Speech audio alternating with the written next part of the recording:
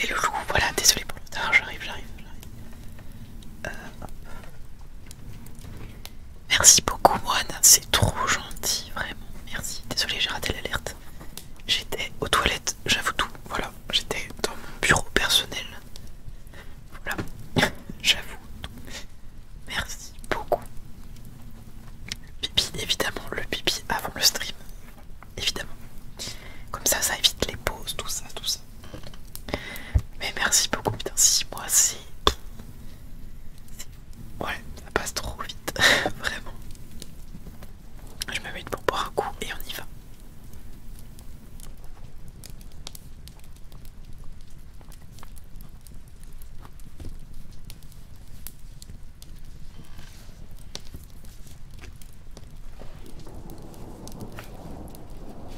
Merci, ça me fait beaucoup plaisir. Merci beaucoup. Bon allez, on y va. Peut-être trop sentimental là. Alors, on était rendu. C'était la foule la merde. C'était full la merde. Ils étaient partis au ministère de la magie récupérer le premier Horcrux, qui est le médaillon qui était à ombrage. Et pour partir, ça a été la catastrophe et on les a quittés juste au moment où ils partaient et où Harry a senti qu'il y avait un problème. Voilà. Donc, chapitre 14, le voleur. Lorsqu'il rouvrit les yeux, Harry fut ébloui par une clarté verte et or. Il n'avait aucune idée de ce qu'il s'était passé. Il savait seulement qu'il était étendu sur une couche de feuilles et de brindilles. S'efforçant à grande peine de faire entrer un peu d'air dans ses poumons qui lui donnaient l'impression d'avoir été écrasé, il cligna des yeux et s'aperçut que cette lumière étincelante était celle du soleil traversant une voûte de feuillage, loin au-dessus de lui. Quelque chose remua alors tout près de son visage. Il se releva à quatre pattes, prêt à affronter une féroce petite créature, mais il s'agissait en fait du pied de Ron. Regardant autour de lui, Harry vit qu'il avait atterri tous les trois sur le sol d'une forêt, où ils étaient apparemment seuls.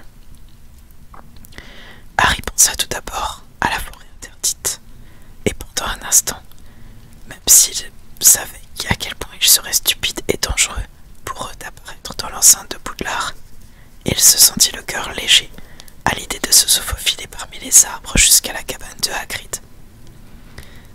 Dans les quelques secondes qui suivirent cependant, alors que Ron émettait un grognement et que Harry rampait vers lui, il se rendit compte qu'il ne s'agissait pas de la forêt interdite. Les arbres paraissaient plus jeunes, plus largement espacés, le sol plus dégagé. Il se retourna devant Hermione, également à quatre pattes, qui regardait la tête de Ron. Lorsqu'il le vit à son tour, Harry en oublia tous ses autres soucis. Son corps était trempé de sang sur tout un côté, et le sol recouvert de feuilles ressemblait à la blancheur grisâtre de son teint. Les effets du polynectar s'estompaient. L'apparence de Ron se transformait, à mi-chemin entre celle de Cattermole et la sienne, ses cheveux devenant de plus en plus roux, tandis que son visage se vidait de ses ultimes traces de couleur. « Qu'est-ce qui lui est arrivé ?» désarticulé, expliqua Hermione, dont les doigts s'affairaient déjà à l'endroit où la manche et le sang étaient le plus sombre et le plus humide. Harry, horrifié, la regarda déchirer la chemise de Ron. Il avait toujours considéré le désarticulement comme un phénomène comique, mais là, il sentit ses entrailles se contracter lorsqu'elle dénuda le bras de Ron, sur lequel un gros morceau de chair manquait, comme découpé par un couteau. « Harry, vite, dans mon sac, il y a un petit flacon marqué « Essence de dictame ». Le sac, d'accord. Harry se rua à l'endroit où Hermione avait atterri, prit le minuscule sac et y plongea la main. Il sentit une multitude d'objets défiler sous ses doigts. Des reliures en cuir, des manches de pull en laine, des talons de chaussures. Vite. Il ramassa sa baguette tombée par terre et la pointa vers les profondeurs du sac magique. Accio dictam. Une petite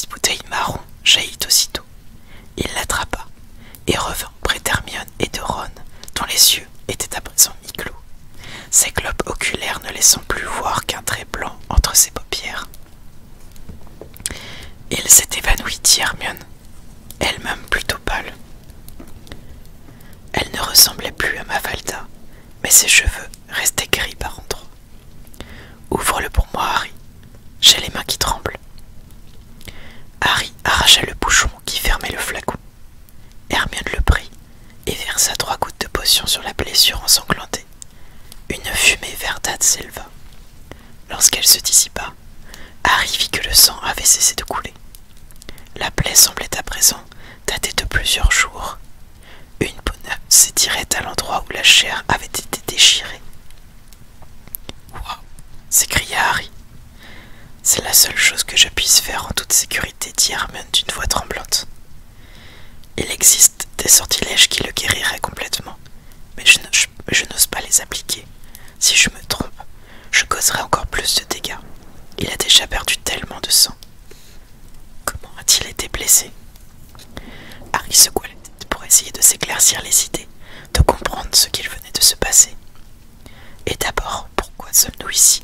Je croyais que nous devions revenir au Square Grimmauld. Hermione prit une profonde inspiration. Elle paraissait au bord des larmes. Harry, je pense que nous ne pourrons plus retourner là-bas. Qu'est-ce que tu... Au moment où nous avons transplané, Xaxley m'a attrapé le bras et je n'ai pas réussi à me dégager. Il était trop fort. Il me tenait toujours à notre arrivée au Square Grimmauld. Je crois qu'il a dû voir la porte en pensant que c'était notre destination. Alors il a relâché sa prise. J'ai réussi à me libérer et je vous ai emmené ici. Dans ce cas, où est-il? Attends, tu ne veux pas dire qu'il est resté à Square Grimmauld? Tu crois qu'il pourrait entrer dans la maison? Hermione acquiesça d'un signe de tête, les yeux brillants de larmes qui ne coulaient pas. Je crois que oui, Harry. Je l'ai forcé à me lâcher à l'aide d'un maléfice de répulsion. Mais nous étions déjà dans le champ d'action du sortilège de Fidelitas. Depuis la mort de Dumbledore, nous sommes devenus les gardiens du secret. Je lui ai donc livré ce secret, n'est-ce pas? Il était inutile de se cacher la vérité. Harry savait qu'elle avait raison. C'était un coup très dur. Si Xaxley pouvait désormais pénétrer dans la maison, il leur était impossible d'y revenir. En ce moment même, peut-être y amenait-il d'autres mange-morts par transplanage. Si oppressante et sinistre qu'elle fût, la maison leur avait offert jusqu'à présent un refuge sûr.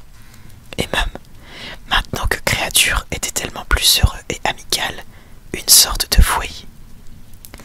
Avec une pointe de regret qui ne devait rien à la gastronomie, il imagina l'elfe de maison s'afférant à la préparation d'une tourte au bœuf et aux rognons que Harry, Ron et Hermione ne mangeraient jamais.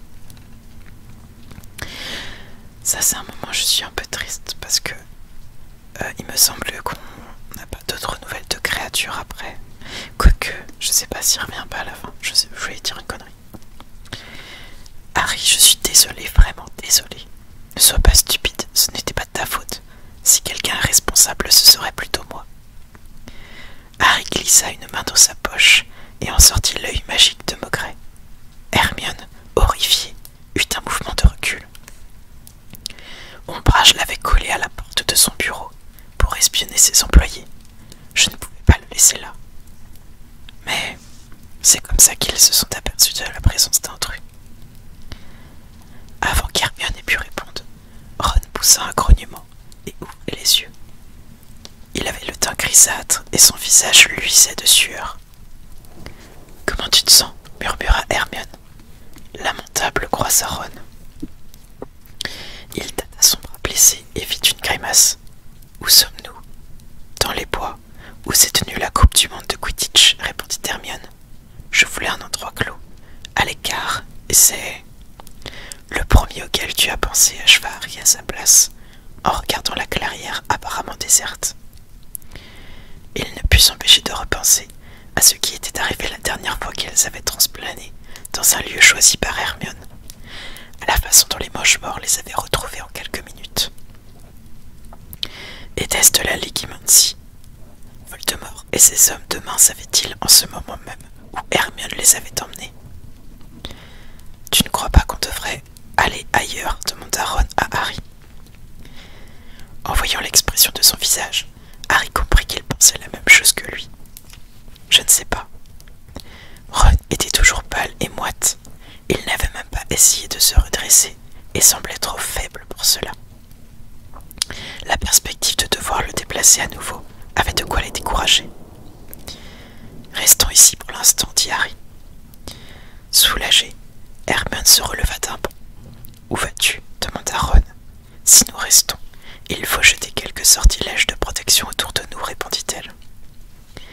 Elle brandit sa baguette et décrivit, à pas lents, un large cercle autour de Harry et de Ron, en marmonnant des incantations. Harry remarqua de petites perturbations dans l'atmosphère. On aurait dit qu'Hermione avait fait naître une brume de chaleur dans leur clairière. Salveo maleficia, proteco totalum, rappello moldum, assurdiato. Tu peux sortir la tente, Harry. La tente, dans le sac. Dans le... Ah, oui, bien sûr. Cette fois, Harry ne se donna pas la peine de tâtonner dans le sac. Il utilisa tout de suite un sortilège d'attraction. La tente apparut sous la forme d'un gros tas de toiles, de cordes et de piquets. Harry la reconnut aussitôt, notamment à cause de son odeur de chat. C'était celle sous laquelle ils avaient dormi la nuit précédente. La Coupe du Monde de Quidditch. Elle n'appartenait pas à un employé du ministère du nom de Perkin, demanda Harry en démêlant les sardines de la tente. Si, mais apparemment il n'en veut plus. Son lumbago ne s'arrange pas, répondit Hermione, occupée à réaliser avec sa baguette une figure complexe en 8 mouvements. Le père de Ron a dit qu'on pouvait l'emprunter. Et Rigaud, ajouta-t-elle. Sa baguette pointait sur la toile informe qui, dans un mouvement fluide, s'éleva toute seule et s'installa sur le sol toute montée devant Harry. Ébahi, il vit une sardine lui sauter des mains et se planter toute seule dans un bruit-mat à l'extrémité d'une corde. Cave initium, dit enfin Hermione avec un gracieux mouvement de baguette en direction du ciel. Voilà, tout ce que je peux faire. Au moins, on devrait être averti si jamais ils viennent. Je ne peux pas garantir que ça suffise. À éloigner Evol, ne prononce pas son nom, l'interrompit Ron d'un ton brusque. Harry et Hermione échangèrent un regard. Je suis désolé, dit Ron, gémissant un peu lorsqu'il se redressa pour mieux les voir. Mais j'ai l'impression que c'est devenu un maléfice ou quelque chose comme ça. On ne pourrait pas l'appeler tu sais qui, s'il vous plaît. Dumbledore disait que la peur d'un nom, commença Harry. Au cas où tu ne l'aurais pas remarqué, mon vieux, appeler tu sais qui par son nom n'a pas fait beaucoup de bien à Dumbledore. À la fin, répliqua sèchement Ron. Essaye de montrer un peu de respect envers tu sais qui tu veux bien. Du respect, répéta Harry. Mais Hermione l'avertit d'un coup d'œil qu'il valait mieux ne pas se disputer avec Ron tant qu'il ne se trouvait dans un état de faiblesse. Ah, et Hermione le portèrent dans la tente en le traînant à moitié. L'intérieur était exactement tel qu'il se souvenait d'Harry. Un petit appartement avec une salle de bain complète et une minuscule cuisine. Il repoussa un vieux fauteuil et allongea Ron précautionneusement sous la couette inférieure des lits superposés. Même très court, ce déplacement avait rendu Ron encore plus pâle, et dès qu'il l'eut installé sur le matelas, il ferma les yeux et resta silencieux un moment. Je vais faire du thé, proposa Hermione essoufflée, en sortant de son sac une bouilloire et des tasses qu'elle emporta dans la cuisine. Harry trouva le thé tout aussi bienvenu que l'avait été le whisky pur feu, la nuit où Folleuil était mort. Sa chaleur semblait chasser un peu la peur qu'il sentait frémir dans sa poitrine. 1 minute plus tard, Ron rompit le silence. « À votre avis, qu'est-ce qui est arrivé au Catermole ?» Avec un peu de chance, ils s'en sont sortis, répondit Hermione, serrant sa tasse contre elle pour se réconforter. Si Monsieur Catermole a eu suffisamment de sang-froid, il a dû transplaner. sa femme partant se planage d'escorte, et ils vont tout de suite quitter le pays avec leurs enfants. C'est ce que Harry lui a dit de faire. Merlin, j'espère qu'ils ont réussi à s'enfuir, dit Ron, en s'appuyant contre une oreille. Apparemment, le thé lui faisait du bien. Son visage avait retrouvé un peu de couleur. Mais je n'ai pas eu l'impression que ce Reg Cattermole avait l'esprit très vif, d'après la façon dont tout le monde me parlait quand j'avais son apparence. Mon Dieu, j'espère qu'ils ont pu filer, s'ils finissent tous les deux à Azkaban à cause de nous.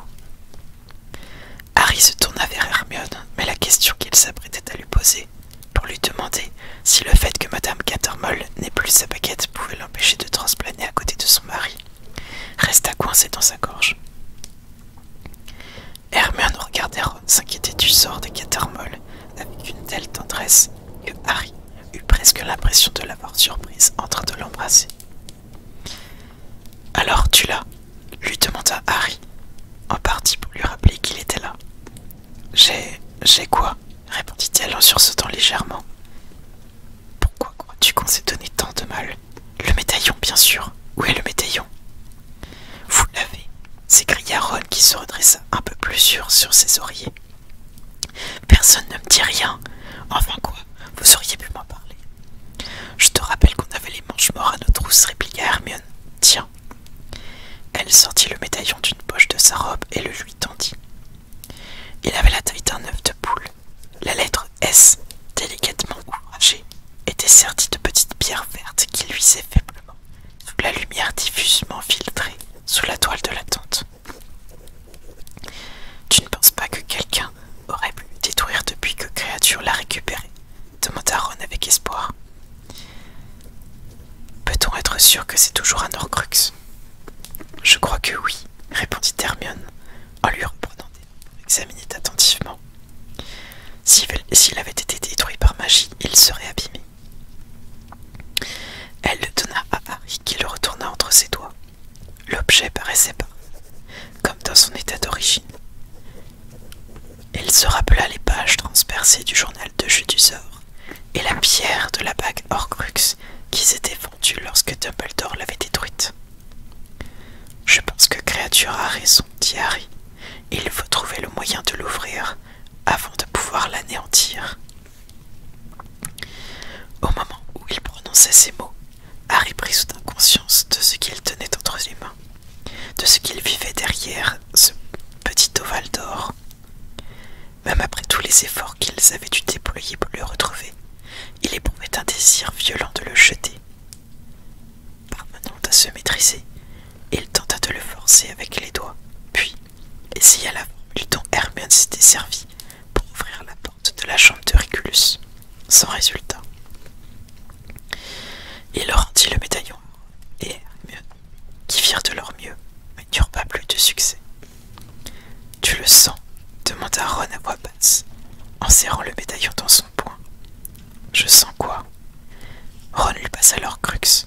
Au bout d'un moment, Harry crut comprendre ce que Ron voulait dire. Était-ce son propre sang qu'il sentait palpiter dans ses veines, ou bien y avait-il quelque chose qui battait à l'intérieur du médaillon, tel un minuscule cœur de métal? « Qu'est-ce qu'on va en faire ?» interrogea Hermione. « Le mettre en sûreté, en attendant de trouver le moyen de le détruire, » répondit Harry. Bien qu'il n'en eût aucune envie, il passa la chaîne autour de son cou et cacha le médaillon sous sa robe, où il reposa contre sa poitrine, à côté de la bourse offerte par Hagrid. « Je pense que nous devrions monter la garde à tour de rôle devant la tente, reprit-il à l'adresse d'Hermione. Il se leva et s'étira. « Il faudrait aussi nous occuper de trouver quelque chose à manger. Toi, tu restes ici, ajouta-t-il, d'un ton sans réplique lorsque Ron se redressa dans son lit et son teint perdit aussitôt une horrible couleur verdâtre. Après avoir soigneusement installé sur la table le scrutoscope que lui avait offert pour son anniversaire, Harry et Hermione partagèrent les tours de garde pendant le reste de la journée. Le scrutoscope resta silencieux et immobile. En dehors de quelques oiseaux et écureuils, leur coin de forêt des enchantements protecteurs et des sortilèges repousses moldus qu'Hermione avait jetés autour d'eux, soit tout simplement parce qu'il était rare que des promeneurs s'aventurent de ce côté. La soirée n'apporta aucun changement. Lorsqu'à 10 heures, il changea de place avec Hermione, Harry alluma sa baguette et resta à contempler les lieux déserts, remarquant que le passage des chauves-souris qui voletaient loin au-dessus de sa tête, dans la seule partie du ciel étoilé qu'on pouvait apercevoir. Il avait faim à présent, et la tête lui tournait un peu. Hermione n'avait pas emporté de provisions dans son sac magique, car elle avait pensé qu'il ne reviendrait ce soir-là au square Grimmauld. Il n'avait donc rien mangé en dehors des quelques champignons sauvages qu'elle avait ramassés parmi les arbres proches et fait cuire dans un faitout. Après en avoir avalé 2 bouchées, Ron avait renoncé à sa part, l'air dégoûté. Harry n'avait mangé la sienne jusqu'au bout que pour éviter de vexer Hermione. Seuls d'étranges bruissements et des craquements de brindilles brisaient de temps à autre le silence environnant. Harry pensait qu'ils étaient dus plus à des animaux qu'à des hommes, mais il n'en gardait pas moins sa baguette prête pour parer à toute éventualité. Un sentiment de malaise remuait ses entrailles déjà mises à mal par les champignons caoutchouteux. Il avait cru qu'ils seraient enchantés d'avoir récupéré leur crux, mais d'une certaine manière ce n'était pas le cas. Tout ce qu'il éprouvait, assis dans l'obscurité dont sa baguette n'éclairait qu'une minuscule partie, c'était l'appréhension de ce qui allait se passer par la suite, comme si, pendant des semaines, des mois, des années peut-être, il s'était rué en avant pour en arriver là, puis s'était retrouvé brutalement immobilisé, sans savoir quel chemin prendre. Il y avait d'autres Horcruxes quelque part, mais il n'avait pas la moindre idée de l'endroit où ils pouvaient se trouver. Il ignorait même quelle forme ils avaient, et en attendant, il ne savait même pas comment détruire le seul qui était en leur possession, le médaillon qui sentait contre sa poitrine nue. Curieusement, l'objet ne s'était pas réchauffé au contact de son corps. Il était si froid contre sa peau qu'elle donnait l'impression de sortir d'une eau glacée. De temps en temps, Harry croyait percevoir, ou peut-être était-ce son imagination, l'infime pulsation qui battait irrégulièrement en même temps que son propre cœur. D'indéfinissables pressentiments s'insinuaient en lui tandis qu'il restait assis dans l'obscurité. Il essayait d'y résister, de les repousser, mais il revenait inlassablement à la charge. Aucun d'eux ne peut vivre tant que l'autre survit. Ron et Hermione, qui parlaient à présent voix basse dans la tente, pouvaient partir à tout moment s'ils le voulaient. Pour lui, c'était impossible. Et pendant que Harry s'efforçait de maîtriser sa peur, son épuisement, il lui semblait que leur crux marqué de son battement contre sa poitrine le temps qui lui restait. Une idée stupide, se disait-il. Il ne faut pas penser des choses pareilles. Sa cicatrice recommençait à le picoter. Il avait peur que cette sensation soit provoquée par ses pensées, et il essaya de les orienter ailleurs. Il songea aux malheureuses créatures qui les attendaient à la maison, et avait vu Exaxley à leur place. L'elfe tiendrait-il sa langue, ou révélerait-il aux manches-morts tout ce qu'il savait? Harry voulait croire que l'attitude de créature à son égard avait changé au cours du mois écoulé, qu'il se montrerait loyal à présent. Mais qui pouvait savoir ce qu'il se passerait? Et si les manches-morts le torturaient? Des images répugnantes grouillaient dans sa tête, et il essaya de les repousser, elles aussi, car de toute façon, il ne pouvait rien faire pour créature.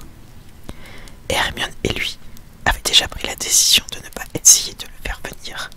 Si quelqu'un du ministère l'accompagnait, il ne pouvait être sûr que le transplanage d'elfes soit à l'abri du même inconvénient qui avait amené Exaxley accroché à la manche d'Hermione au square Grimmauld. La cicatrice de Harry le brûlait à présent. Il y avait tant de choses qu'il ignorait. Lupin avait raison lorsqu'il parlait d'une forme de magie qu'il n'avait jamais connue ou même imaginée. Pourquoi Dumbledore ne s'était-il pas expliqué davantage? Pensait-il qu'il en aurait toujours le temps, ou qu'il viendrait des années, des siècles peut-être, ou qu'il vivrait des années, des siècles peut-être, comme son ami Nicolas Flamel? En ce cas, il s'était trompé. Rogue y avait veillé. Rogue, le serpent endormi qui avait frappé au sommet de la tour. Et Dumbledore était tombé. Tombé. Donne-moi ça, Grigorovic. La voix de Harry était devenue aiguë, tranchante et glaciale. Une main blanche, au long doigt, levait devant lui sa baguette. L'homme sur lequel il la pointait était suspendu dans les airs, la tête en bas, mais sans qu'aucune corde ne le retienne. Il se balançait là, attaché par de sinistres liens invisibles, ses bras entourant sa poitrine, son visage terrifié, jusqu'à la hauteur de celui de Harry, les joues rougies par le sang qui affluait de sa tête. Il avait des cheveux d'un blond immaculé et une barbe épaisse, broussailleuse. On aurait dit un Père Noël ficelé comme une volaille. Je ne peux la voir, je ne plus la voir. C'était volé à moi, il y a beaucoup d'années. Ne mens pas, Voldemort Grigorovic. Il sait toujours. Les pupilles de l'homme suspendu étaient dilatées par la peur. Elles semblaient s'élargir encore, devenir de plus en plus béantes, au point que l'obscurité avala Harry tout entier. À présent, il avançait à grands pas le long d'un couloir, derrière la petite silhouette corpulente de Grigorovic, qui tenait haut une lanterne. Celui-ci fit irruption dans une pièce située au bout du couloir et sa lanterne illumina ce qui semblait être un atelier. Des copeaux de bois et de la poussière d'or brillaient dans le cercle de lumière qui se balançait. Et là, sur le rebord d'une fenêtre, un jeune homme aux cheveux d'un blond doré était assis, perché à la manière d'un oiseau géant. La lanterne l'éclaira pendant une fraction de seconde, et Harry vit une expression réjouie sur son beau visage. Puis, l'intrus lança du bout de sa baguette magique un sortilège de stupéfaction et fit un grand saut en arrière, s'enfuyant dans un éclat de rire rauque. Harry se précipita hors du tunnel qui formait les larges pupilles et vit le visage de Grigorovic frappé de terreur. Qui était le voleur, Grigorovic? Demanda la voix aiguë et glacée. Je ne sais pas. Je n'ai jamais su. Un jeune homme. Non, s'il vous plaît, s'il vous plaît. Le cri se prolongea, longtemps, longtemps, puis il y eut un éclair de lumière verte.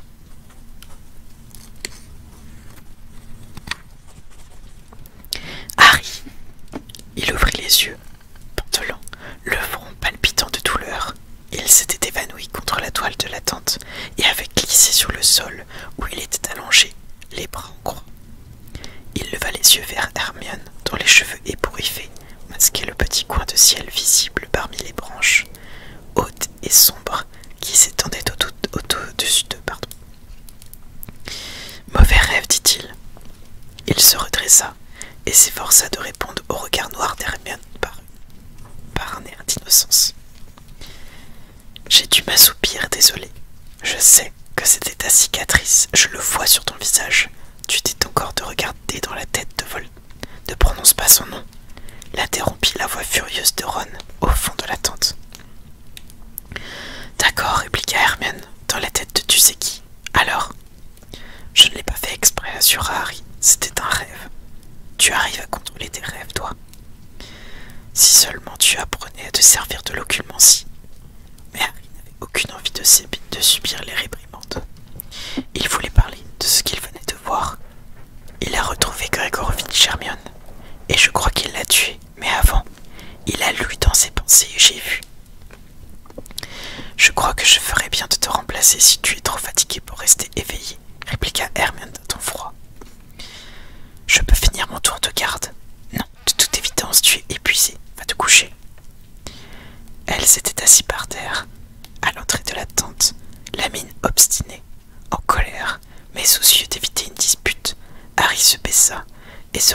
se baissa et retourna à l'intérieur. Le visage toujours blafard de Ron lui apparut dans la cachette du bas. Harry grimpa sur le lit supérieur, s'allongea et contempla le plafond de toile plongé dans le noir. Quelques instants plus tard, Ron parla à voix si basse qu'Hermione, pelotonnée à l'entrée, ne pouvait l'entendre. « Qu'est-ce que tu fais, tu sais qui ?» Harry plissa les yeux dans un effort pour se souvenir de tous les détails, puis il murmura dans l'obscurité. Il a retrouvé Grégorovitch, il l'a ligoté et il était en train de le torturer. Comment Grégorovitch peut-il lui fabriquer une nouvelle baguette s'il est attaché? Je ne sais pas. Bizarre, non?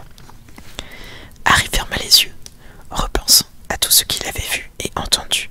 Puis il se rappelait, au moins, il comprenait. Voldemort n'avait rien dit de la baguette de Harry, rien sur leur plume de jumelles phénix. Rien d'une nouvelle baguette plus puissante que Grégorovitch aurait pu lui fournir pour le vaincre.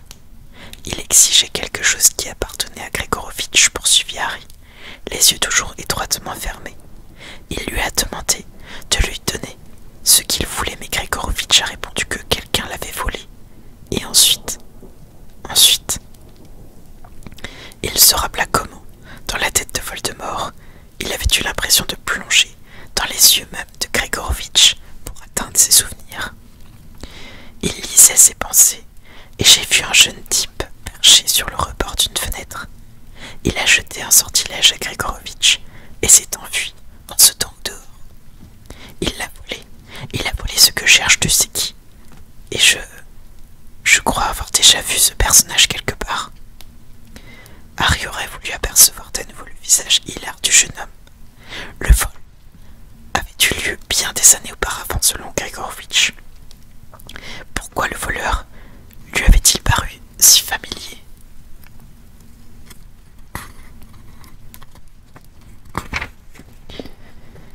Les sons en provenance des bois environnants étaient étouffés sous la tente. Harry n'entendait plus que la respiration de Ron. Au bout d'un moment, celui-ci murmura.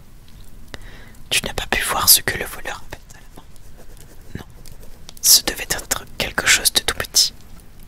Harry. Ron changea de position et les lattes de bois de son lit craquèrent. Harry, tu crois pas que tu sais qui pourrait chercher un autre objet pour le transformer en Horcrux? Je ne sais pas, répondit lentement Harry. Peut-être, mais ce ne serait pas dangereux pour lui d'en fabriquer un nouveau.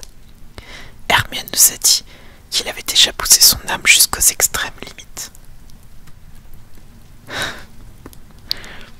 Oui, mais peut-être qu'il ne le sait pas. Ouais, peut-être, admit Harry.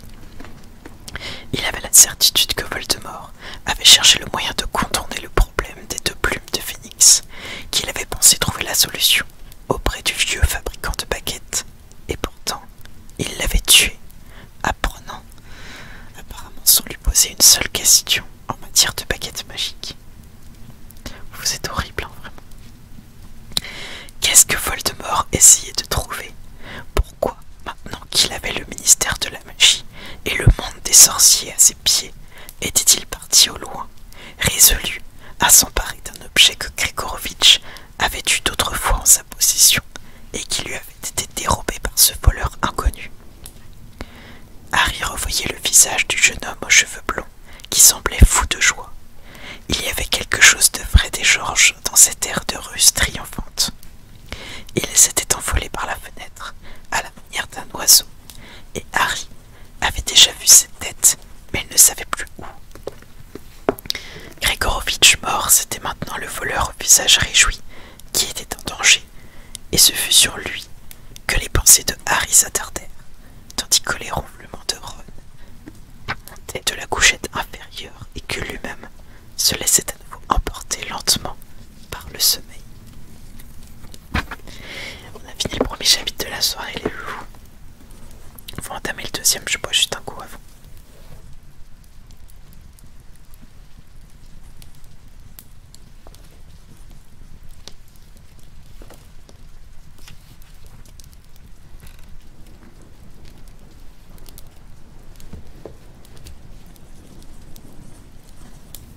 let's go. Chapitre 15. La revanche du gobelin. Le lendemain matin, de bonne heure, avant que Ron et Hermione ne soient réveillés, Harry quitta la tente pour fouiller les bois alentours, à la recherche de l'arbre le plus vieux, le plus noueux, le plus résistant qu'il puisse trouver. À l'ombre de ses branches, il enterra l'œil magique de Maugrey Foleuil et marqua l'endroit d'une petite croix qu'il creusa dans l'écorce du tronc à l'aide de sa baguette. Ce n'était pas grand-chose, mais Harry sentait que Maugrey aurait préféré savoir son œil enterré là plutôt que collé à la porte de Dolorès Ombrage. Puis, il retourna vers la tente et attendit le réveil des deux autres pour qu'ils décident ensemble de leur destination suivante. Harry et Hermione pensaient qu'il valait mieux ne pas rester trop longtemps dans le même endroit, et Ron les approuva, à l'unique condition que leur prochain déplacement les amène à proximité d'un sandwich au jambon. Hermione annula les enchantements dont elle avait entouré la clairière pendant que Harry et Ron effaçaient au sol toute marque, toute empreinte, pour indiquer qu'ils avaient campé là. Puis, ils transplanèrent aux abords d'une petite ville. Lorsqu'ils eurent monté leur tente à l'abri d'un bosquet d'arbres et qu'ils l'eurent protégée par de nouveaux sortilèges, Harry mit sa cape d'invisibilité et partit à la recherche de nourriture. Mais les choses ne se passèrent pas comme prévu.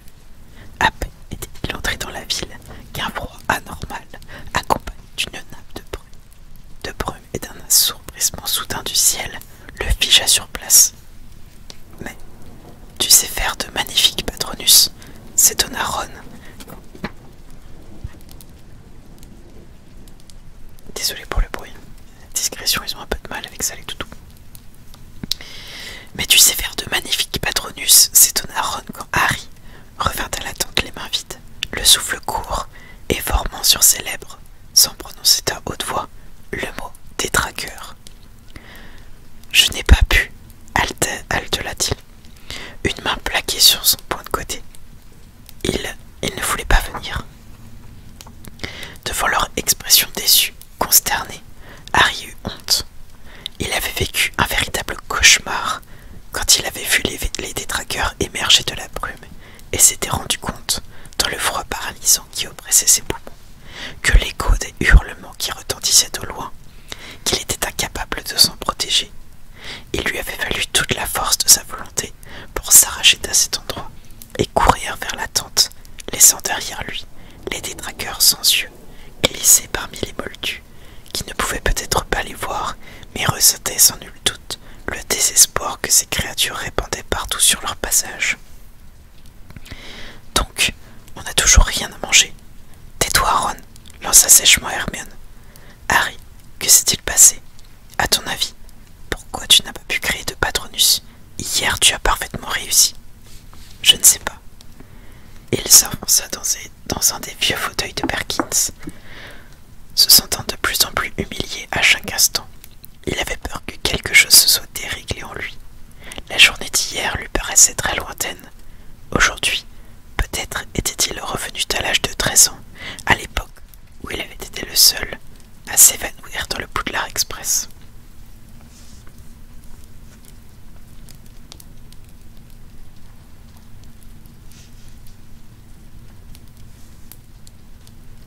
De quoi? J'ai pas compris, Picard. Je crois avoir entendu parler du jeu, mais je sens plus. Ron donna un coup de pied dans une chaise. Pardon. Et alors quoi? Grogna-t-il à l'adresse d'Hermione. Je meurs de faim. Tout ce que j'ai mangé depuis que j'ai failli être saigné à mort, c'est 2 champignons. Dans ce cas, vas-y toi-même et débrouille-toi avec les détraqueurs, répliqua Harry, piqué au vif. Je voudrais bien, mais je le prends en écharpe au cas où tu ne l'aurais pas remarqué. C'est bien pratique. Qu'est-ce que tu veux dire par « Bien sûr » s'écria soudain Hermione en se frappant le front. Surpris, les deux autres se turent. « Harry, donne-moi le médaillon. » dit-elle avec impatience. Voyant qu'il ne réagissait pas, elle claquait des doigts vers lui. « L'Horcrux, Harry, tu l'as toujours sur toi. » Elle tendit la main et Harry ôta la chaîne d'or de son cou. Dès l'instant où le médaillon cessa d'être à son contact, il ressentit une impression de liberté et d'étrange légèreté. Il ne prit conscience de la moiteur de sa peau et du poids qui lui avait pesé dans l'estomac qu'au moment où ces deux sensations eurent soudain disparu. « Ça va mieux ?» demanda Hermione.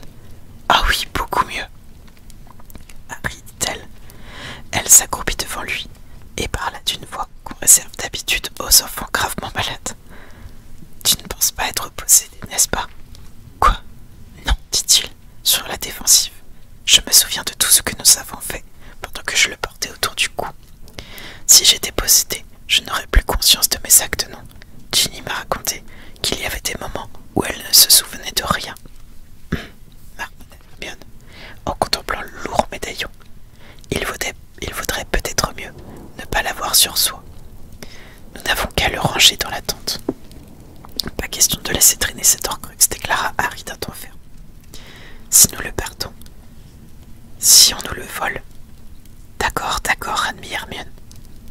Elle le passa autour de son propre cou et le cacha sous son chemisier. Nous le porterons à tour de rôle pour que personne ne le garde trop longtemps sur soi. Parfait, commenta Harry d'un ton irrité. Et maintenant que nous avons réglé cette question, est-ce qu'on pourrait s'occuper de trouver quelque chose à manger, s'il vous plaît? Bien sûr, mais on ira chercher ailleurs, dit Hermione, en lançant un vague coup d'œil à Harry. Il ne sert à rien de s'attaquer dans un endroit sillonné par des détraqueurs. Ils finirent par s'installer pour la nuit dans un champ lointain qui appartenait à une ferme isolée où ils purent se procurer des œufs et du pain. « Ce n'est pas du vol, hein ?» demanda Hermione anxieuse, tandis qu'il dévorait des œufs brouillés sur toast, puisque j'ai laissé de l'argent à côté du poulailler. Ron leva les yeux au ciel et répondit des joues pleines. « Hermione, tu es toujours trop inquiète, détends-toi. » Et en effet, il leur fut beaucoup plus facile de se détendre après avoir bien mangé. Ce soir-là, la dispute autour des détraqueurs s'oublia dans les rires, et Harry se sentit joyeux, optimiste même, lorsqu'il prit le premier des 3 tours de garde.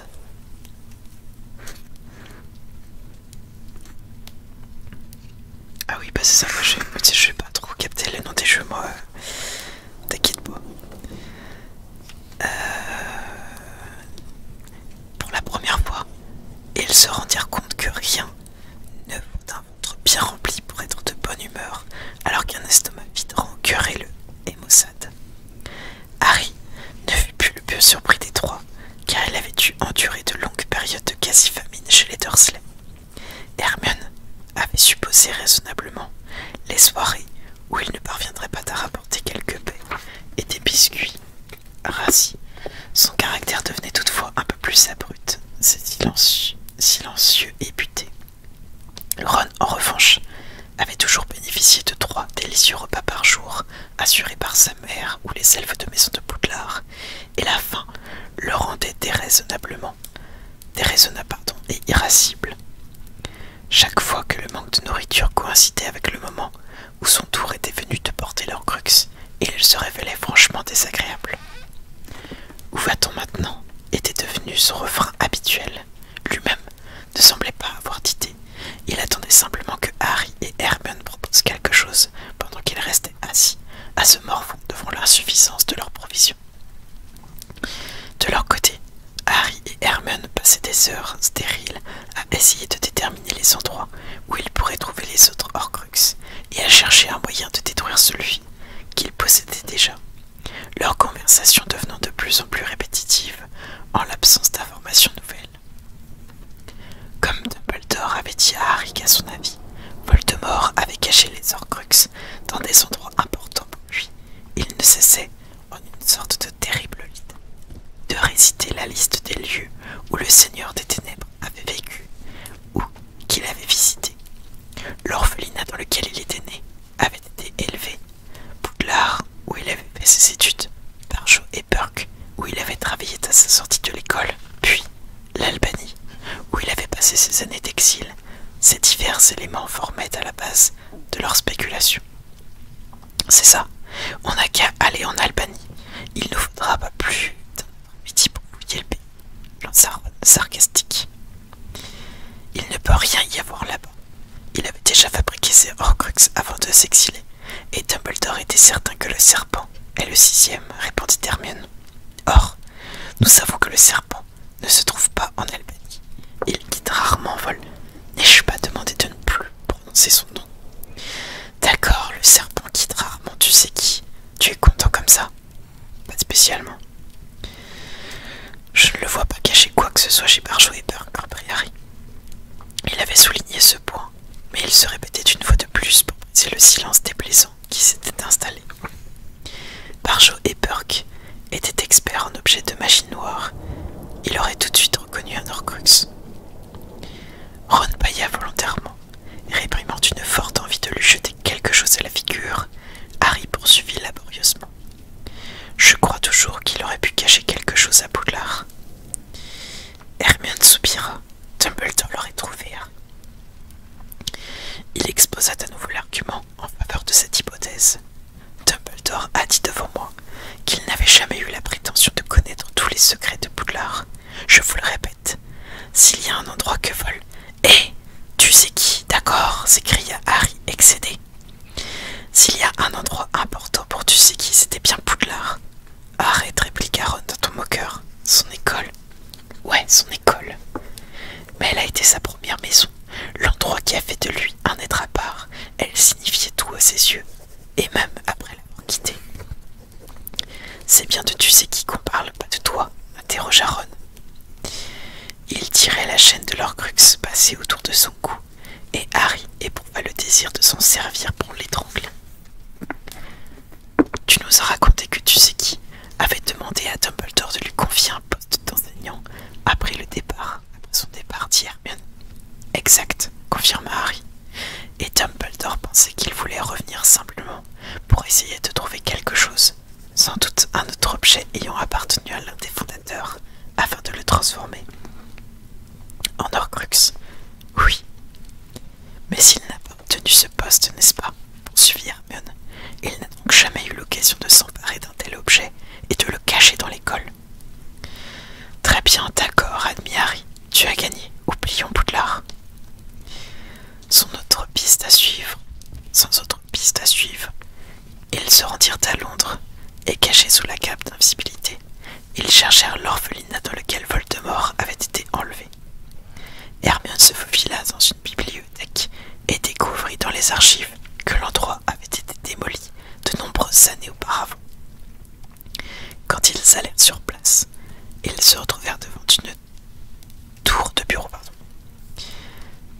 On pourrait peut-être essayer de creuser dans les fondations, suggéra Hermione sans grande conviction. Ce n'est pas là qu'il aurait caché un Horcrux, répondit Harry. Il le savait depuis le début. L'orphelinat était le lieu dont Voldemort était résolu à s'enfuir. Jamais il n'aurait dissimulé une partie de son âme. Dumbledore avait expliqué à Harry que Voldemort cherchait dans ses cachettes une certaine grandeur ou une puissance mystique. Ce sinistre coin grisâtre de Londres avait été aussi éloigné de possible du château de Poudlard, du ministère de la magie, ou d'un édifice comme Gringotts, la banque des sorciers, avec ses portes d'or et ses sols de marbre. Même dépourvus de nouvelles idées, ils continuèrent de parcourir la campagne, plantant la tente dans un endroit différent chaque soir pour des raisons de sécurité.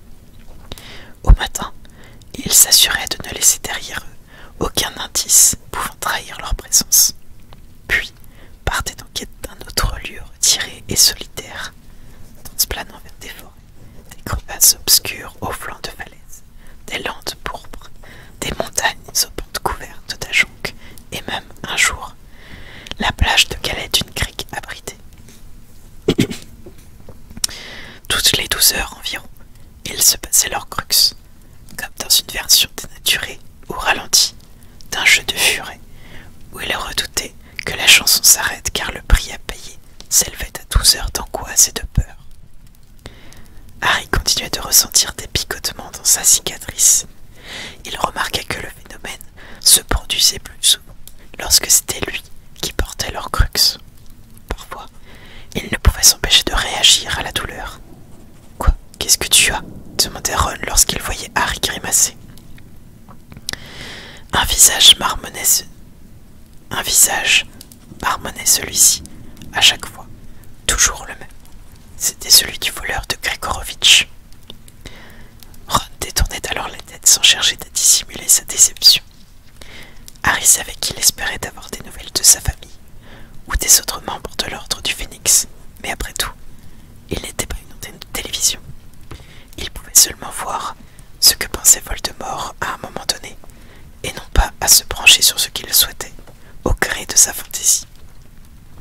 Apparemment, Voldemort n'avait plus en tête que le jeune inconnu, au visage réjoui, dont Harry était sûr que le Seigneur des Ténèbres ignorait tout autant de lui le nom et le lieu de résidence.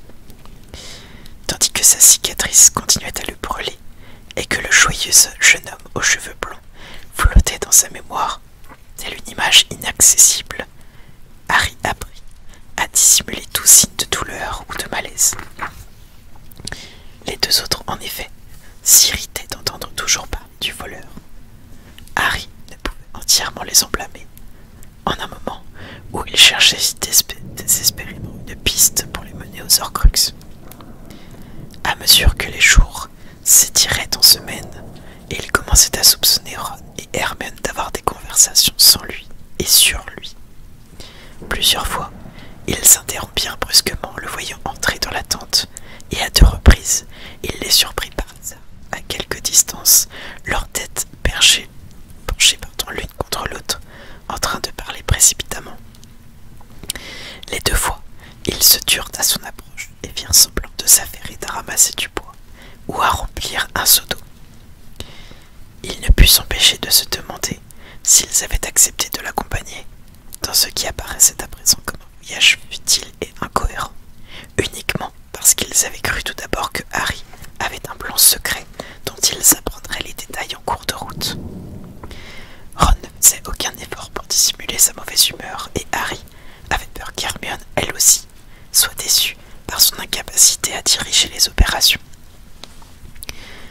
Dans une tentative désespérée, il essaya de penser à d'autres lieux où pourraient se trouver les Horcruxes, mais le seul qui lui revenait régulièrement en tête était Poudlard. Et comme cette hypothèse paraissait improbable aux 2 autres, il ne cessa d'en parler. L'automne s'installait dans la campagne qu'ils ne cessaient de parcourir. Ils montaient à présent leur tente sur leur couche de feuilles mortes, et des brumes naturelles s'ajoutaient à celles répandues par les détraqueurs. La pluie et le vent aggravaient leurs soucis. Le fait qu'Hermione ait appris à mieux identifier les champignons comestibles ne pouvait suffire à compenser leur isolement continu, le manque de compagnie ou la totale ignorance de ce qu'il se passait dans la guerre contre Voldemort. « Ma mère, dit Ron, un soir où ils étaient installés dans la tente sous la berge d'une rivière galloise, est capable de faire surgir dans les airs de délicieux petits plats. L'air morose, il piqua sa fourchette dans les morceaux de poisson grisâtre et carbonisé rassemblés dans son assiette. Harry jeta machinalement un regard en direction de son cou et vit briller, comme s'il s'y était attendu, la chaîne d'or de l'Horcrux. Il parvint à réprimer l'envie d'insulter Ron, dont l'attitude, il le savait, s'améliorait légèrement quand le moment était venu pour lui d'enlever le médaillon. « Ta mère ne peut pas faire surgir de la nourriture du néant, répliqua Hermione. Personne ne le peut. La nourriture est la première des exceptions principales à la loi de Camp, sous la métamorphose élémentaire. Tu ne peux pas parler normalement, l'interrompit Ron, en arrachant une arête entre ses dents. Il est impossible de faire apparaître de bons petits plats à partir de rien. On peut utiliser un sortilège d'attraction. Si on sait où ils se trouvent, on peut les modifier, on peut les accroître, si on en a déjà. Surtout, ne te donne pas la peine d'accroître la quantité de ce truc-là, c'est dégoûtant, coupa Ron. Harry a pêché le poisson, et j'ai fait ce que j'ai pu pour le préparer. Je constate que c'est toujours moi qui finis par m'occuper de la cuisine, sans doute parce que je suis une fille. Non, c'est parce que tu es censée être la meilleure en magie, rétorqua Ron. Hermione se leva d'un bond, et les mains morceaux de brochet rôti glissèrent de son assiette en étain, tombant sur le sol. Demain, c'est toi qui t'occuperas de la cuisine, Ron. C'est toi qui te procureras les ingrédients, et c'est toi qui trouveras les formules magiques pour les transformer en quelque chose de mangeable. Moi, je resterai assise à ronchonner en faisant des grimaces, et tu verras comment tu... Silence, trancha Harry, en se levant à son tour, les deux mains tendues devant lui. Plus un mot. Hermione parut scandalisée. Comment peux-tu prendre son parti? Il ne fait pratiquement jamais la cuisine. Hermione, tais-toi, j'entends quelqu'un. Il tendit l'oreille, les mains toujours levées pour les empêcher de parler. Mêlés au bruit de la rivière dont les eaux sombres bouillonnaient et clapotaient à côté d'eux, il entendit à nouveau des voix. Il jeta un coup d'œil au scrutoscope. Il ne bougeait pas. Tu as jeté la sourdiato, murmura-t-il à Hermione. J'ai fait tout ce qu'il fallait, chuchota-t-elle. Assure-Dato repousse Moldu et sortilège de désillusion, tout. Quel qu'il soit, il ne devrait ni nous entendre ni nous voir.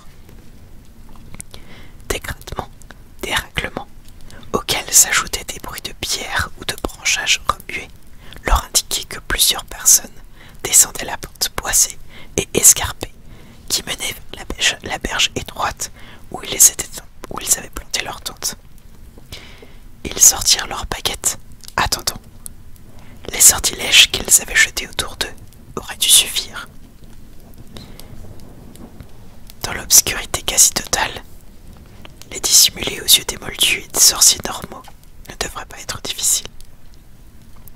Mais s'il s'agissait de mange-morts, leur défense allait-elle pouvoir subir pour la première fois l'épreuve de la magie noire?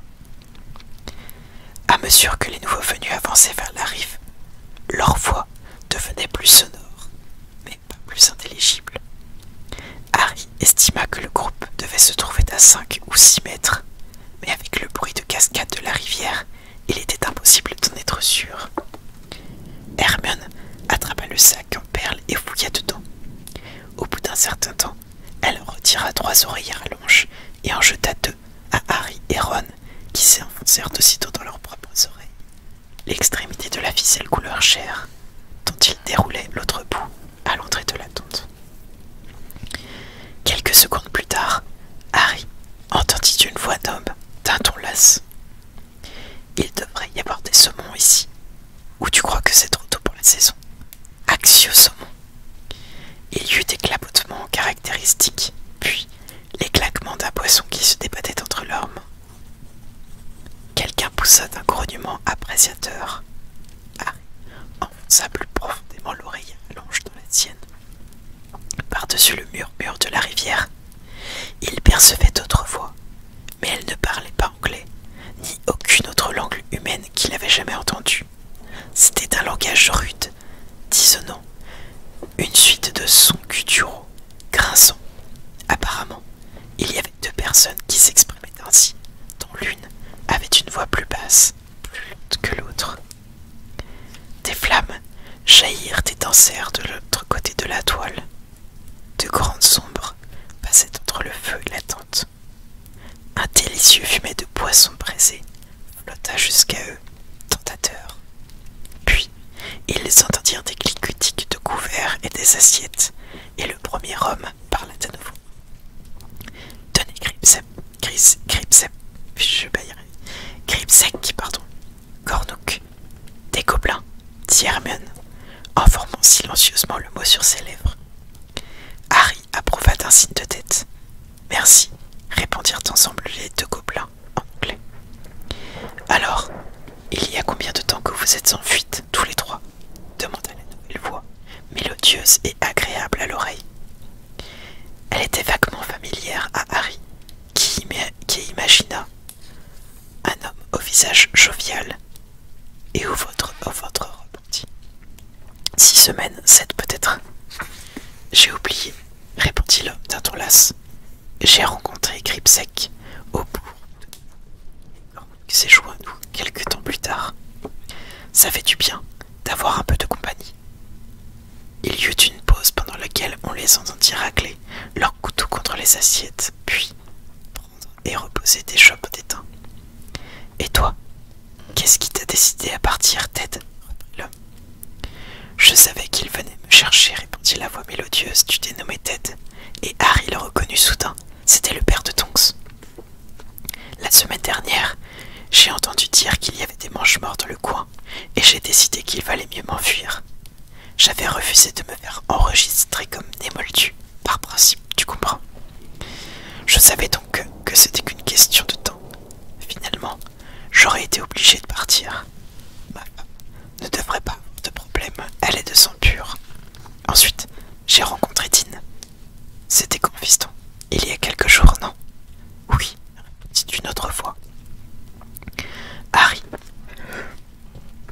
Ron et Hermione échangèrent un regard et restèrent silencieux, mais ils avaient du mal à contenir leur fébrilité, car ils étaient sûrs d'avoir reconnu la voix de Dean Thomas, leur condisciple de Gryffondor.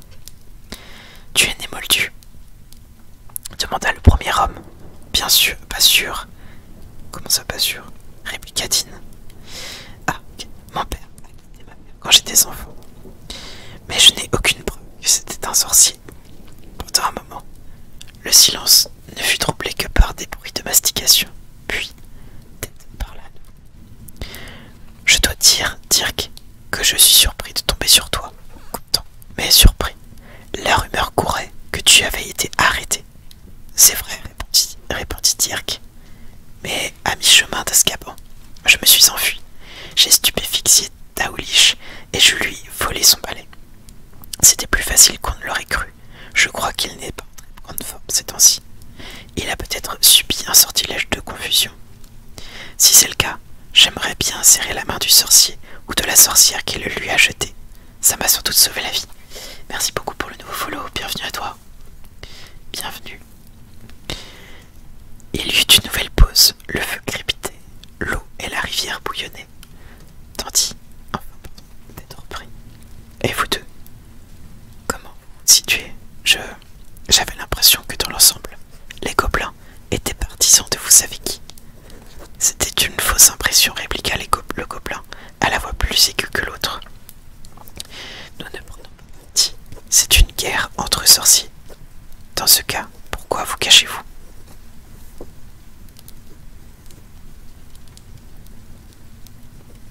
Bah c'est cool du coup. Tu peux le changer en fait en bas dans Stream Avatar. Juste en bas du stream, tu peux changer de Pokémon si tu veux. Là il est aléatoire du coup, désolé.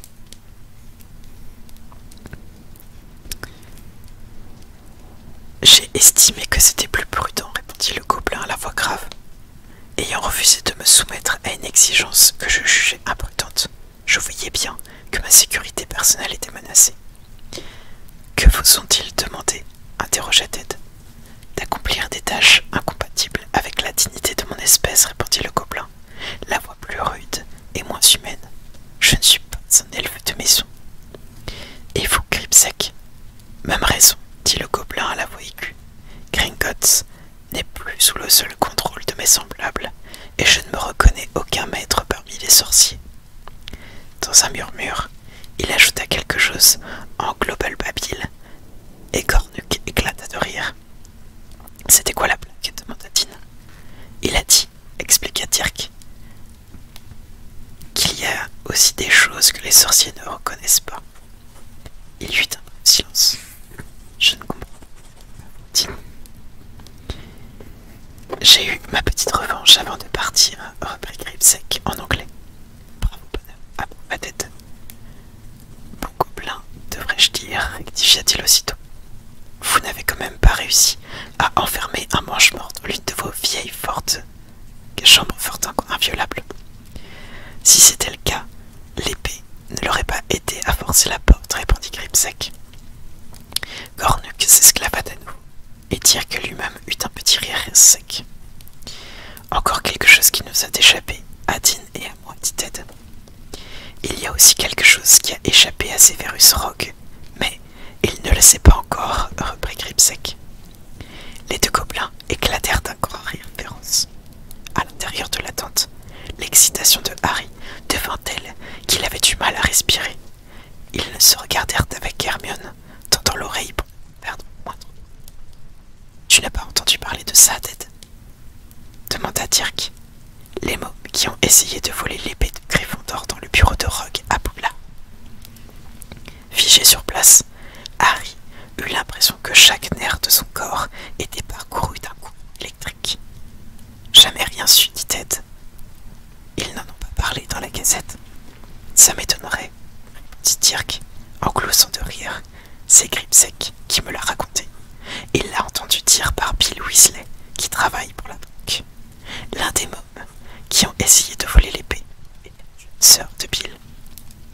Harry jeta un coup d'œil à Hermione et à Ron, qui s'approchaient tous deux de leurs oreilles à rallonge comme s'ils s'étaient agi d'un film de sécurité. Elle et deux autres amis se sont introduits dans le bureau de Rogue et ont fracassé la vitrine dans laquelle il gardait l'épée. Rogue les a surpris au moment où il essayait de s'enfuir dans l'escalier. Dieu les bénisse, dit Ted. Pensait-il pouvoir se servir de l'épée contre vous savez qui, ou contre Rogue lui-même? Je ne sais pas ce qu'ils avaient en tête, mais en tout cas, Rogue a estimé que l'épée n'était plus en sécurité là où elle était, poursuivit Dirk. 2 jours plus tard, sur l'ordre de vous savez qui, j'imagine, il a envoyé l'épée à Londres pour qu'elle soit conservée à Gringotts. Les gobelins recommencèrent à rire. Je ne vois toujours pas ce qu'il y a de drôle, remarqua Ted. C'est un faux, répondit Grimsec d'une voix râpeuse.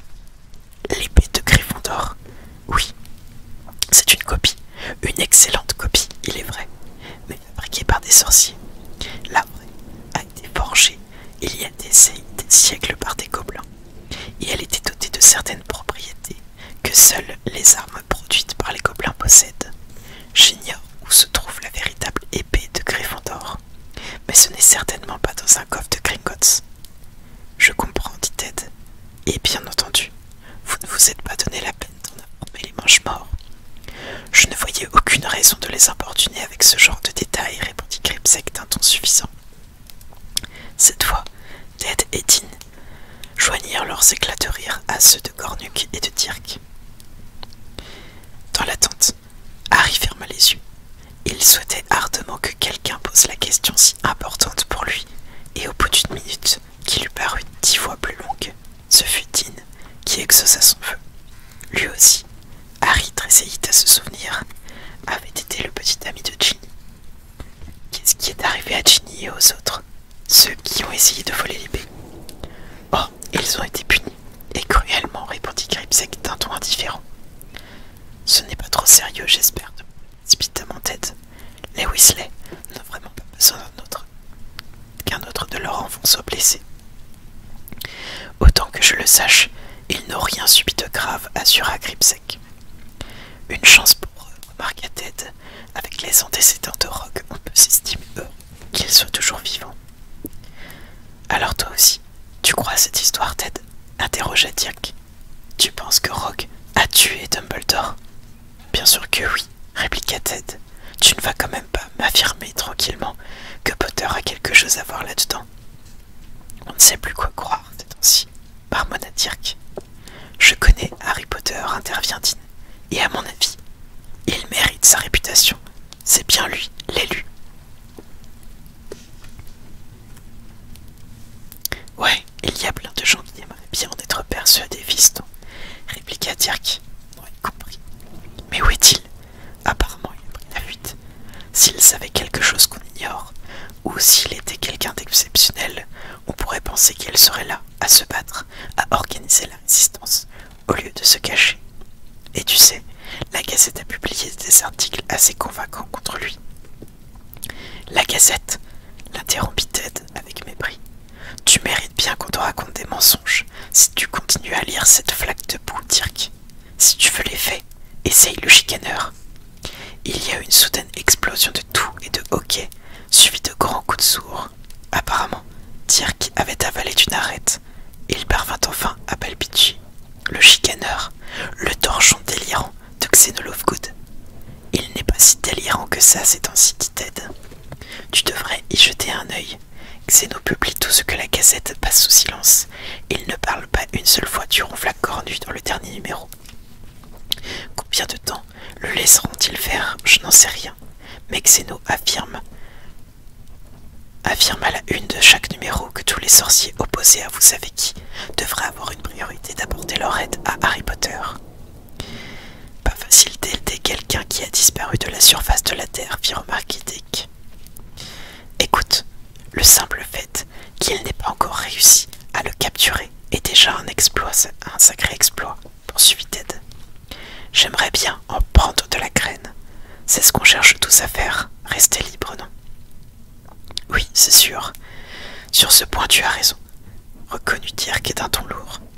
Avec le ministère et tous ces informateurs à ses trousses, je m'attendais à ce qu'il soit en prison à l'heure qu'il est. Mais finalement, qui peut assurer qu'ils ne l'ont pas déjà arrêté et exécuté sans l'avoir annoncé? Ah, ne dis pas ça, Dirk, murmura Ted. Pendant la longue pause qui suivit, on entendit de nouveau de bruits de couverts entrechoqués. Lorsque la conversation reprit, ce fut pour décider s'il ferait mieux de dormir sur la berge ou de remonter le flanc boisé de la colline. Estimant que les arbres leur offriraient un meilleur abri, ils éteignirent leur feu et gravirent la pente. Leur voix s'évanouirent. Harry et Hermione enroulèrent leurs oreillers à longe. Harry, qui avait éprouvé de plus en plus de difficultés à demeurer silencieux à mesure qu'il les entendait parler, fut incapable de dire autre chose que « Ginny, l'épée. Je sais !» s'exclama soudain Hermione. Elle se rua sur le sac en perles et y plongea cette fois le bras tout entier. « Ça y est, le voilà !» dit-elle entre ses dents serrées. Elle tira quelque chose qui se trouvait dans les profondeurs. Lentement, le coin d'un cadre ouvragé apparut. Harry se précipita pour l'aider, tout en hissant hors du sac le portrait vide de Phineas Négulus Black. Hermione gardait sa baguette pointée dessus, prête à jeter un sort à tout instant.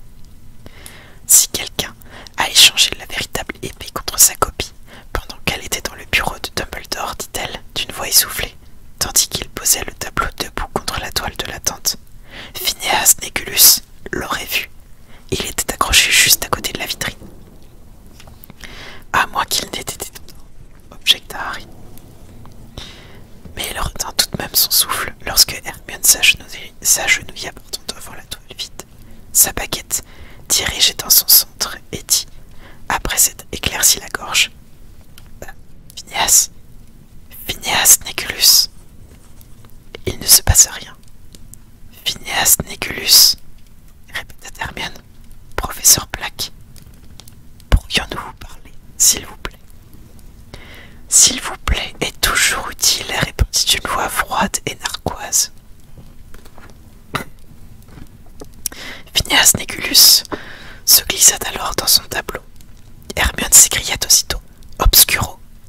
Un bandeau noir apparut soudain sous les yeux sombres et vifs de Phineas Négulus, qui se cogna contre les bords du cadre et poussa un cri de douleur. Comment osez-vous? Qu'est-ce que vous? Je suis vraiment désolé, professeur Black, s'excusa Hermione, mais c'est une précaution indispensable. Ôtez immédiatement cet ajout détestable, ôtez-le, vous dis-je. Où êtes-vous en train de détruire une grande... Vous êtes en train de détruire une grande œuvre d'art. Où suis-je? Que se passe-t-il? Peu importe, où sommes-nous? Répondit Harry. Phineas Négulus s'immobilisa, abandonnant toute tentative d'effacer le bandeau peint. Est-il possible qu'il s'agisse de la voix de l'insaisissable Monsieur Potter? Peut-être bien, admit Harry, sachant qu'il éveillait ainsi l'intérêt de Phineas Négulus. Nous avons 2 ou 3 questions à vous poser au sujet de l'épée de Gryffondor. Ah, dit Phineas, qui se tournait la tête dans tous les sens pour s'efforcer d'apercevoir Harry. Oui, cette petite sotte a agi d'une manière bien imprudente. Ne parlez pas comme ça de ma sœur, s'insurgea Ron d'un ton abrupt. Phineas Négulus haussa les sourcils dédaigneux. Qui d'autre se trouve ici? Demanda-t-il, tournant à nouveau la tête de tous côtés. Votre ton me déplaît. Cette jeune fille et ses amis se sont conduits avec une extrême témérité. Voler le directeur. Il ne volait pas, répliqua Harry. L'épée n'appartient pas à Rogue. à l'école du professeur Rogue, déclara Phineas Négulus. Pourriez-vous me dire exactement quel droit cette fille Weasley peut-elle avoir sur cet objet? Elle a mérité sa punition, ainsi que cet idiot de Londubat et cette grotesque petite Lovegood. Neville n'est pas un idiot, et Luna n'est pas grotesque, protesta Hermione. Où suis-je? Répéta Phineas Négulus, qui recommençait à se débattre avec son bandeau. Où m'avez-vous emmené? Pourquoi ils sont de mes ancêtres? Rogue a-t-il infligé à Ginny, Neville et Luna? Demanda Harry d'un ton pressant. Le professeur Rogue les a envoyés dans la forêt interdite, accomplir quelques tâches avec ce gros palourd de Hagrid. Hagrid n'est pas un gros palourd, s'écria Hermione d'une voix perçante.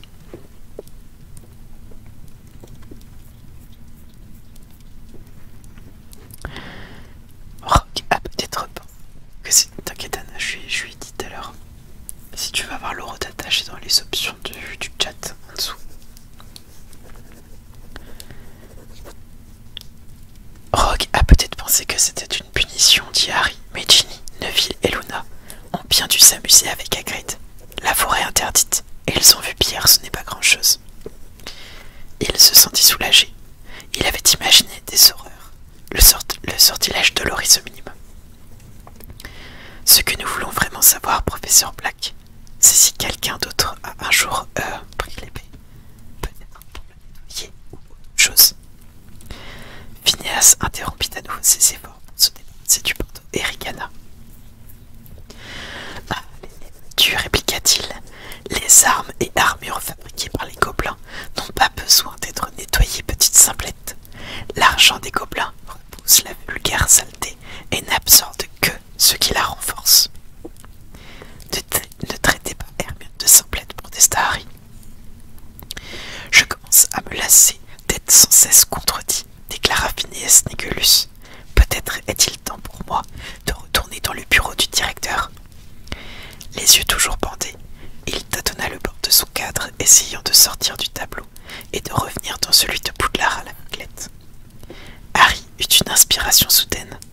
Dumbledore, vous pouvez faire venir Dumbledore? Je vous demande pardon, s'étonna Phineas Négulus. Le portrait du professeur Dumbledore. Ne pourriez-vous pas l'amener dans le vôtre? Phineas tourna la tête dans la direction d'où lui parvenait la voix de Harry. De toute évidence, il n'y a pas que les Némoldus qui sont ignorants, Potter.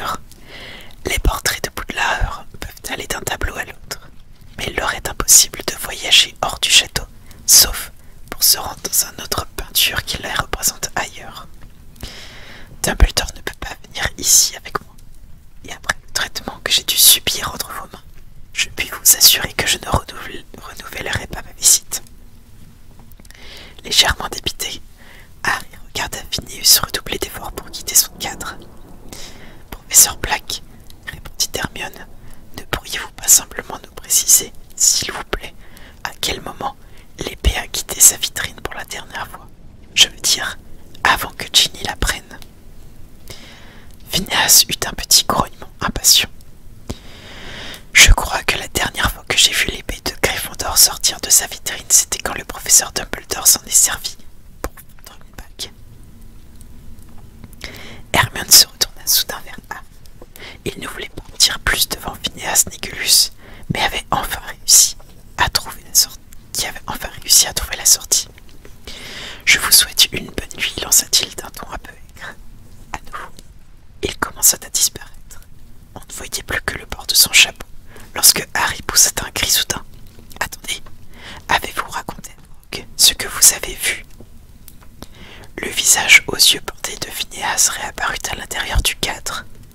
Le professeur Rogue a bien d'autres soucis en tête que les nombreuses excentricités d'Albus Dumbledore. Adieu, Potter.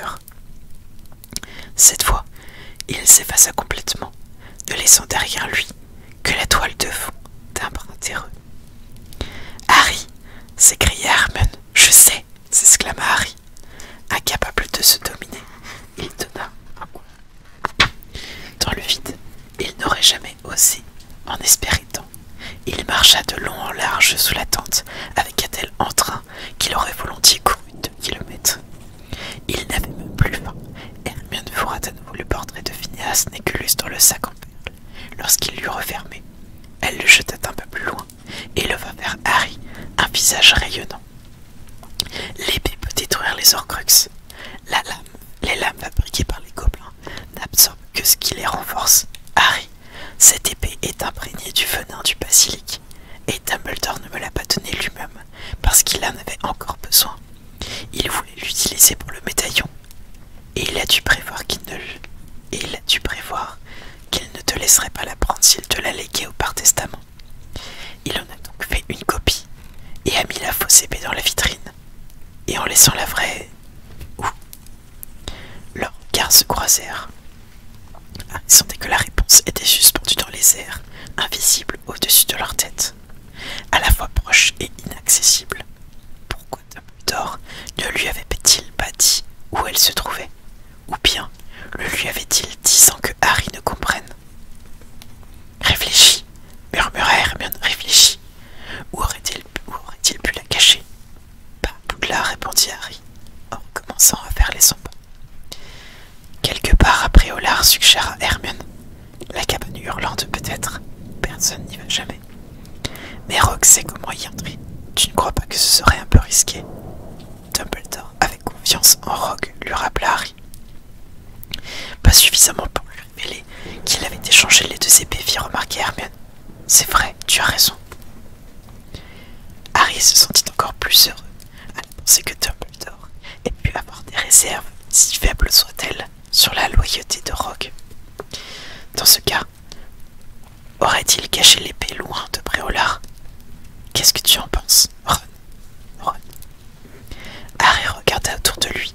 Pendant un instant d'incrédulité, il pensa que Ron était peut-être sorti de la tente, puis s'aperçut qu'il était soudain allongé dans l'ombre d'un lit superposé, le visage immobile.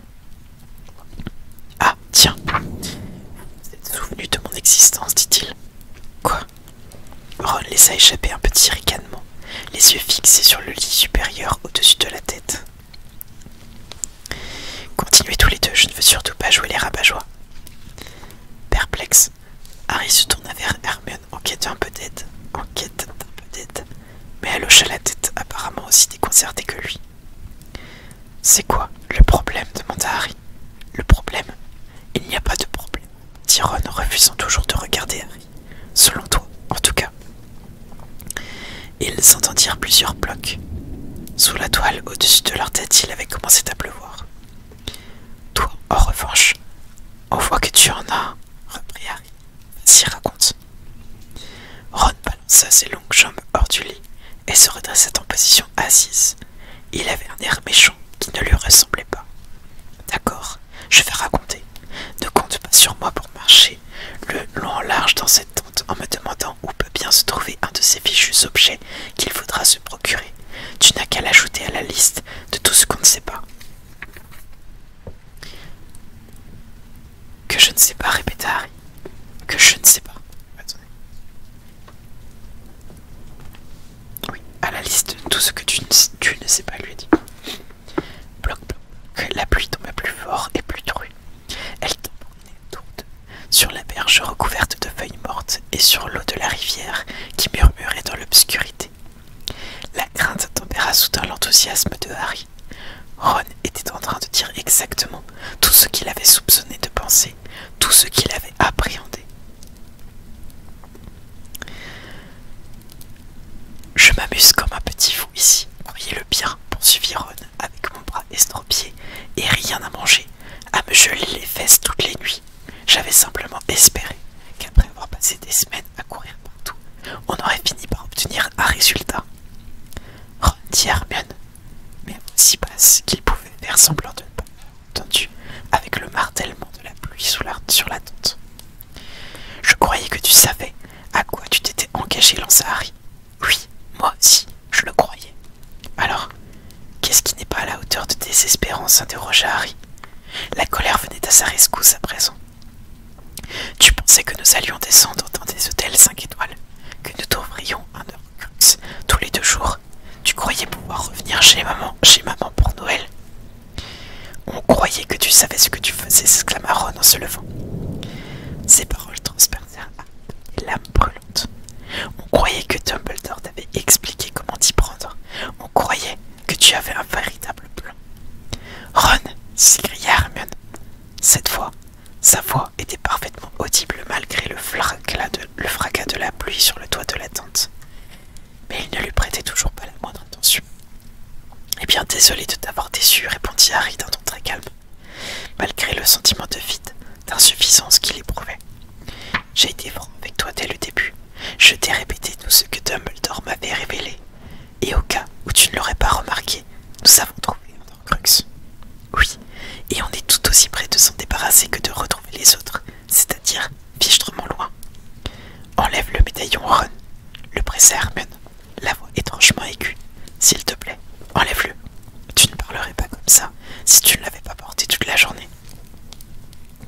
Aussi, il dirait exactement la même chose, assura Harry, qui ne voulait pas trouver d'excuses à Ron. Vous croyez que je n'ai pas remarqué vos espaces derrière mon dos? Vous croyez que j'ignorais ce que vous aviez dans la tête tous les deux? Harry, nous n'étions pas. Ne mens pas, lança Ron. Toi aussi, tu as avoué que tu étais déçu. Toi aussi, tu pensais qu'il en savait plus que... Je ne l'ai pas dit comme ça. Harry, ce n'est pas ce que j'ai dit, s'écria-t-elle. La pluie continuait de marteler la tente. Des larmes ruisselaient sur le visage d'Hermione et l'excitation qu'elles avaient ressentie quelques minutes auparavant s'était évanouie, tel un bref feu d'artifice dont l'éclat se serait trop vite éteint, ne laissant autour d'eux que l'obscurité, l'humidité et le froid. L'épée de Gryffondor était cachée quelque part, et ils ne savaient pas où, et pour l'instant, ils n'étaient plus que 3 adolescents dans une tente, avec pour seul résultat, à leur actif, le fait de ne pas être encore mort. Alors pourquoi es-tu toujours ici? Demanda Harry à Ron.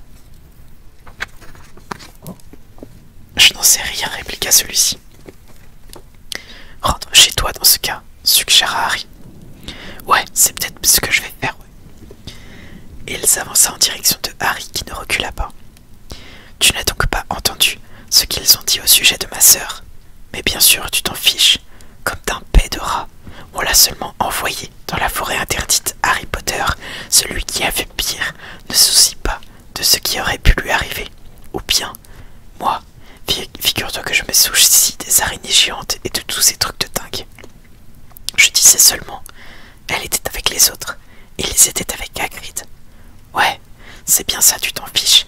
Et le reste de ma famille, les Weasley, n'ont pas vraiment besoin d'un autre que leur enfant, de leur enfant soit blessé. Tu l'as entendu? Oui, mais tu ne t'es pas inquiété de savoir qui ça pouvait bien signifier, hein? Ron, s'exclama Hermione, se glissant entre eux de force. Je ne pense pas que ça veuille dire qu'il soit passé quelque chose de nouveau, quelque chose que nous ignorons. Réfléchis, Ron. Bill a eu le visage taillé des plein de gens à l'heure actuelle. On dut voir George qui avait perdu une oreille. Et tu es censé être sur ton lit de mort, terrassé par l'éclabouille. Je suis sûr que c'est la seule chose qu'il voulait dire. Ah, tu es sûr? Très bien. Alors, je ne vais pas me faire de soucis pour eux. Tout va bien pour vous deux. Vos parents sont en sécurité. Mes parents sont morts, beugla Harry. Et il pourrait arriver la même chose aux miens, hurla Ron. Alors va-t'en, rugit Harry. Va les retrouver. Fais semblant d'avoir guéri de ton éclabouille. Comme ça, maman pourra te préparer à manger. Et Ron fit un mouvement brusque. Harry réagit. Mais avant que l'un d'eux ait eu le temps de tirer sa baguette de sa poche, Hermione brandissait déjà la sienne. Protego, s'écria-t-elle. Et un bouclier invisible se déploya. Harry et elle d'un côté, Ron de l'autre. Sous la force du sortilège, tous trois furent projetés en arrière de quelques pas, et Harry et Ron se regardèrent d'un air féroce, de part et d'autre de la barrière transparente, comme si c'était la première fois qu'ils se voyaient distinctement. Harry ressentit à l'égard de Ron une haine corrosive. Quelque chose s'était cassé entre eux. Laisse l'Horcrux, dit Harry. Ron enleva la chaîne de son cou, en la passant par-dessus sa tête d'un geste brusque, et jeta le médaillon sur un fauteuil proche. Puis, il se tourna vers Hermione. Qu'est-ce que tu fais? Qu'est-ce que tu veux dire? Tu restes ou quoi? Je... Elle parut angoissée. Oui, oui, je reste. Ron, nous avions dit que nous partirions avec Harry. Nous avions dit que nous l'aiderions. C'est lui que tu choisis. Ron, non. S'il te plaît, reviens, reviens. Son propre charme du bouclier l'empêcha de passer. Lorsqu'elle eut annulé, Ron avait déjà filé dans la nuit. Harry resta debout, immobile et silencieux, l'écoutant sangloter et appeler le nom de Ron parmi les arbres. Quelques minutes plus tard, elle revient dans la tente, ses cheveux ruisselants collés contre son visage. Il est parti et la transplanait. Elle se jeta dans un fauteuil, se recroquevilla et fondit en larmes. Harry se sentait hébété. Il se pencha, prit l'Horcrux et l'accrocha autour de son cou. Puis, il arracha les couvertures du lit de Ron et les étala sur Hermione. Enfin, il grimpa dans son propre lit et fixa des yeux le toit sombre de la tente, écoutant la pluie qui tambourinait sur la toile.